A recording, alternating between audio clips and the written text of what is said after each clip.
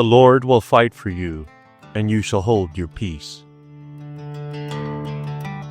Let's not sanitize this verse. Israel is not at a peaceful prayer retreat. They are trapped. Red Sea in front of them, Pharaoh's army behind them, dust clouds rising, chariots closing in. The same empire that enslaved them for generations is now in pursuit. And what does Moses say? The Lord will fight for you, and you shall hold your peace. That sounds poetic on a coffee mug. It hits different when cavalry is charging. Here's the tension. Israel just left Egypt. They just saw plagues. They just witnessed the power of God break chains. But the moment pressure returns, fear takes over. They start saying, "Were there not enough graves in Egypt?" In other words, at least slavery was predictable. That's human nature. Freedom feels good until it feels dangerous. Think about riding a bicycle downhill at high speed. When you're first learning, the scariest moment isn't standing still, it's momentum. You feel exposed, wind in your face. No quick way to stop. Your instinct is to slam on the brakes. But sometimes braking is the worst thing you can do. Israel wanted to go back to bondage, because at least it was familiar. But the Red Sea moment was not a retreat moment. It was a trust moment. The Lord will fight for you. Notice what that does not say. It does not say you will never face pursuit.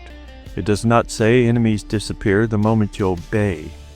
Obedience sometimes puts you directly in front of an obstacle with no visible exit. God led them there. That's the uncomfortable part. The pillar of cloud and fire didn't miscalculate. This wasn't a navigation error. The Lord led them into a place where they could not save themselves. Because sometimes the only way you learn that God fights for you is when you have no other fighter left. And you shall hold your peace. That phrase isn't passive laziness. It's controlled trust. It means you don't panic into self-destruction. You don't lash out. You don't turn on each other. You don't build a golden calf just because anxiety is loud. You stand firm. And then what happens? God parts the sea. Not before the pressure, not miles away from danger. Right there at the edge.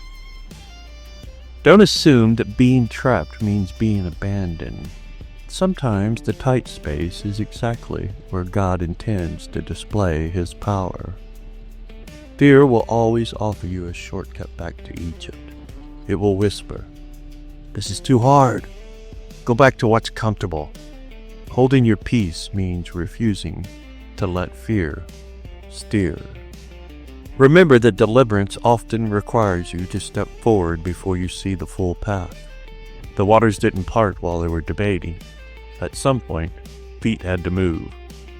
There are moments in life when fighting is necessary, and there are moments when fighting would actually get in the way of what God is doing. Discernment matters.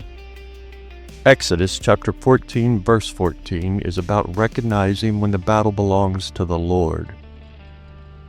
If you are facing something right now that feels like a Red Sea, no exit, pressure behind you, this verse is not telling you to deny reality.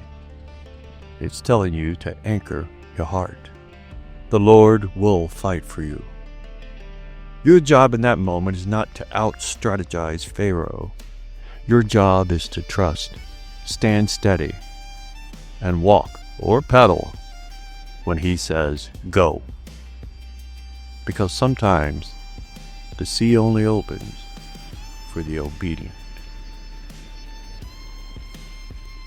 And what a way to begin this here work week, to stand firm and steady and let the Lord move throughout your week. Thank you for joining me here today as we begin this here work week. I hope to see you here tomorrow. And until then, God willing, Shalom, shalom.